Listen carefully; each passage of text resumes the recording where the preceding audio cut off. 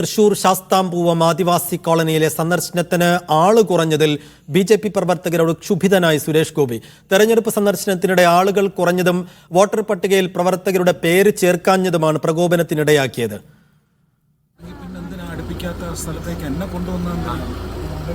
എന്താവശ്യത്തിനാണ്? നിങ്ങൾ എനിക്ക് വോട്ട് മേടിച്ചു തരാനാണെങ്കിൽ വോട്ട് ചെയ്യുന്ന പൗരനോട് ഉണ്ടാവില്ല. നിങ്ങൾ ബൂത്തുകാരെ മനസ്സിലാക്കൂ.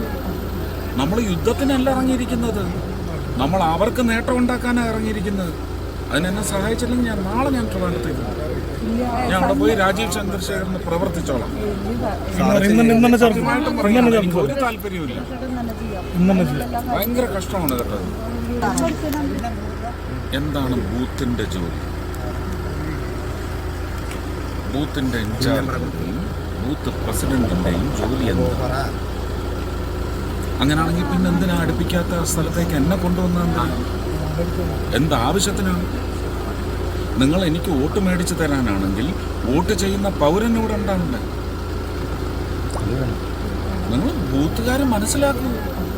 നമ്മൾ യുദ്ധത്തിനല്ല ഇറങ്ങിയിരിക്കുന്നത്, നമ്മൾ അവർക്ക് നേട്ടം ഉണ്ടാക്കാനാണ് ഇറങ്ങിയിരിക്കുന്നത്. ആസിഫ് മുഹമ്മദ് വിവരങ്ങൾ നൽകും. ആസിഫ്, ആള് കുറഞ്ഞതിലുള്ള അതൃപ്തിയും പരിഭവവും ഒപ്പം ഭീഷണിയും ഒക്കെ ആ വാക്കുകളിലുണ്ട്. എന്താണ് സംഭവിച്ചത്? തീർച്ചയായും പ്രവർത്തകരോട് ക്ഷുഭിതനായി സുരേഷ് ഗോപി തട്ടിക്കയറുകയായിരുന്നു. തെരഞ്ഞെടുപ്പ് സന്ദർശനത്തിനിടെ ആള് കുറഞ്ഞതും ചില പ്രവർത്തകരുടെ അടക്കം പേര് വോട്ടർ പട്ടികയിൽ ചേർക്കാത്തതുമാണ് സുരേഷ് ഗോപിയെ പ്രകോപിപ്പിച്ചത്. ശാസ്താംപൂർവം ആദിവാസി കോളനിയിലെ സന്ദർശനത്തിനാണ് സുരേഷ് ഗോപി എത്തിയത്. ആ സമയത്ത് വളരെ ആള് കുറവായിരുന്നു. അതുകൊണ്ട് തന്നെ സുരേഷ് ഗോപി ആദ്യഘട്ടത്തിൽ വാഹനത്തിൽ നിന്ന് ഇറങ്ങാൻ തയ്യാറായില്ല. ആളുകൾ വീടുകളിൽ നിന്ന് ഇറങ്ങി വരികയും മറ്റും ചെയ്യാത്തതും സുരേഷ് ഗോപിയെ പ്രകോപിപ്പിച്ചിരുന്നു. ഒപ്പം ഈ പാർട്ടി പ്രവർത്തകരുടെ എണ്ണം കുറഞ്ഞതോടുകൂടി സുരേഷ് ഗോപി വാഹനത്തിൽ കയറി മടങ്ങാനും ശ്രമിച്ചു. അതോടൊപ്പം തന്നെ ഞാൻ ഇനി ഇവിടെ പ്രവർത്തിക്കുന്നില്ല, തിരുവനന്തപുരത്തേക്ക് മടങ്ങുകയാണ്. തിരുവനന്തപുരത്ത് പോയി തിരുവനന്തപുരത്തെ സ്ഥാനാർത്ഥി രാജീവ് ചന്ദ്രശേഖരന് വേണ്ടി ഞാൻ പ്രവർത്തിച്ചോളാം തുടങ്ങിയ കാര്യങ്ങൾ സുരേഷ് ഗോപി ഈ വാഹനത്തിൽ നിന്ന് പ്രവർത്തകരോട് പറയുന്നുണ്ട്.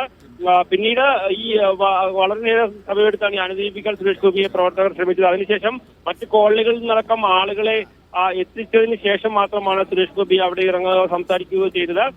ഈ 25ഓളം വോട്ടർമാരെ പട്ടികയിൽ ഉൾപ്പെടുത്തിയിട്ടില്ല എന്നുള്ള വിവരം കൂടി അറിഞ്ഞതോടുകൂടിയാണ് സുരേഷ് ഗോപി വീണ്ടും പ്രകോപിതനായി സംസാരിച്ചത്. ഈ ബൂത്ത് ഏജന്റുമാർക്കും പാർട്ടി പ്രവർത്തകർക്കും എന്താണ് ആ ജോലി എന്ന് ചോദിച്ചുകൊണ്ട് ദേഷ്യപ്പെടുകയും ചെയ്തു. ഈ നോമിനേഷൻ നൽകിയിട്ടില്ല എന്നും ഞാൻ തിരുവനന്തപുരത്തേക്ക് താൻ മടങ്ങുമെന്നും നേതാക്കളോടും പ്രവർത്തകരോടും സുരേഷ് ഗോപി ഒരു ഭീഷണിയുടെ ഒരു സ്വരത്തിൽ പറയുകയും ചെയ്യുന്നുണ്ട്. ഒടുവിൽ എന്തായാലും പിന്നീട് ഈ അവിടെ ഉണ്ടായിരുന്ന ആദിവാസികളടക്കം സ്വീകരിക്കുന്ന ചടങ്ങുകൾ ഉണ്ടായിരുന്നെങ്കിൽ പോലും സുരേഷ് ഗോപി മുഖം കറുപ്പിച്ചുകൊണ്ട് തന്നെയാണ് മടങ്ങിയിട്ടുള്ളത്. ശരി ആസിഫ്.